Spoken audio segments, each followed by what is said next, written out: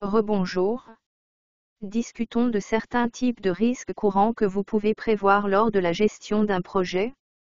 Bien qu'il existe de nombreux types de risques différents qui pourraient avoir un impact sur votre projet, les plus importants dont vous devez être conscient sont les risques liés au temps, au budget et à la portée.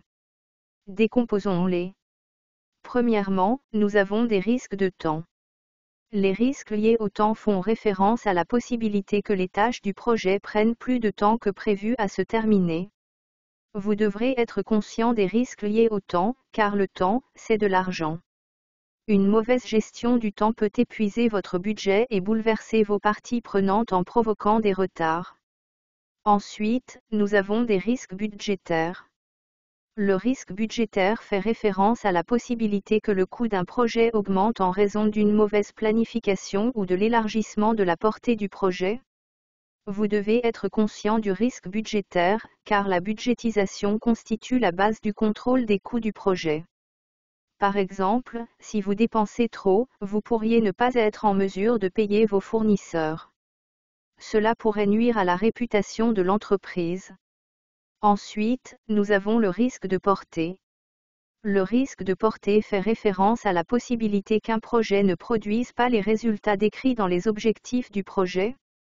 Vous devez être conscient des risques liés à la portée, car les livrables de votre projet peuvent ne pas être acceptables pour vos parties prenantes ou vos clients, et cela peut aller à l'encontre de l'objectif de l'ensemble du projet. Bien que les risques liés au temps, au budget et à la portée soient très courants, il existe d'autres types de risques externes dont vous devez être conscient. Par risques externes, nous entendons les risques qui résultent de facteurs extérieurs à l'entreprise sur lesquels vous n'avez que peu ou pas de contrôle. Par exemple, votre projet pourrait être impacté par un risque environnemental, comme une tempête majeure, ou un risque juridique, comme un changement d'exigence réglementaire.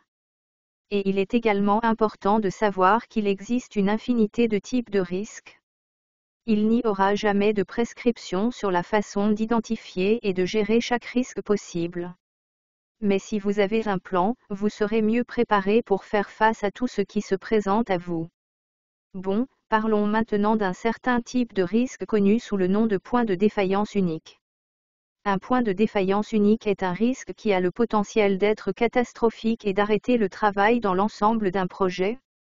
Ce sont des risques qui ont le pouvoir d'arrêter une équipe entière dans son élan, ce qui signifie que personne ne peut progresser dans ses tâches tant que le problème n'est pas résolu.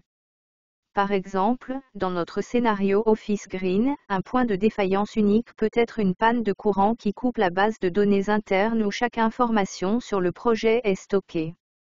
Jusqu'à ce que la base de données soit de nouveau opérationnelle, votre équipe n'aura accès à aucune des informations dont elle a besoin pour faire son travail. Par conséquent, votre équipe ne sera pas en mesure d'accomplir les tâches qui lui sont assignées.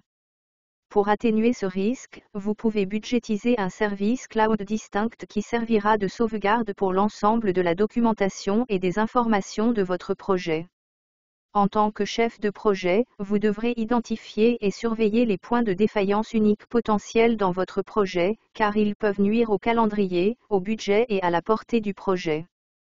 Une autre source de risque à prendre en compte sont les dépendances.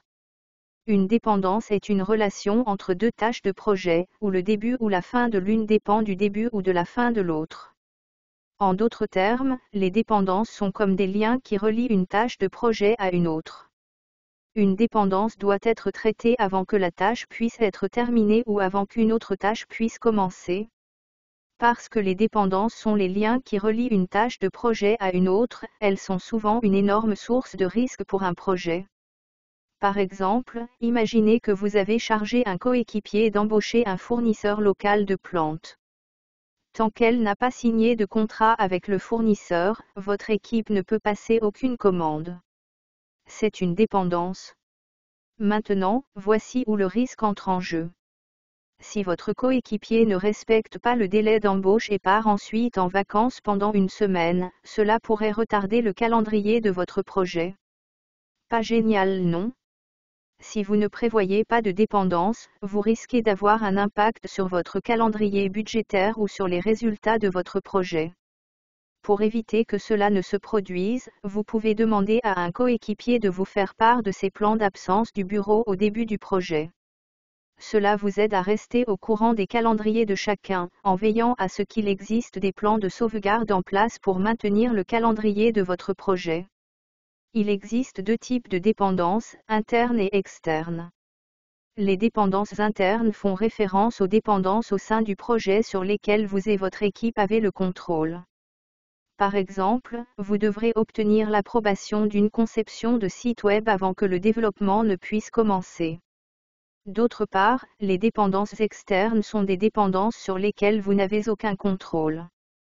Par exemple, la ferme où travaille votre vendeur de plantes pourrait avoir connu une saison des pluies plus légère cette année, ce qui signifie qu'elle aura moins de plantes à vendre. De nombreux risques différents peuvent avoir un impact sur votre projet, des risques temporels aux risques budgétaires en passant par les risques liés à l'étendue. Mais rappelez-vous, aucun projet n'est sans risque. Et avec une planification minutieuse et initiale, vous pouvez faire de votre mieux pour éviter que les risques ne se produisent. Dans la vidéo suivante, nous verrons comment atténuer les risques. Je te retrouverai là-bas.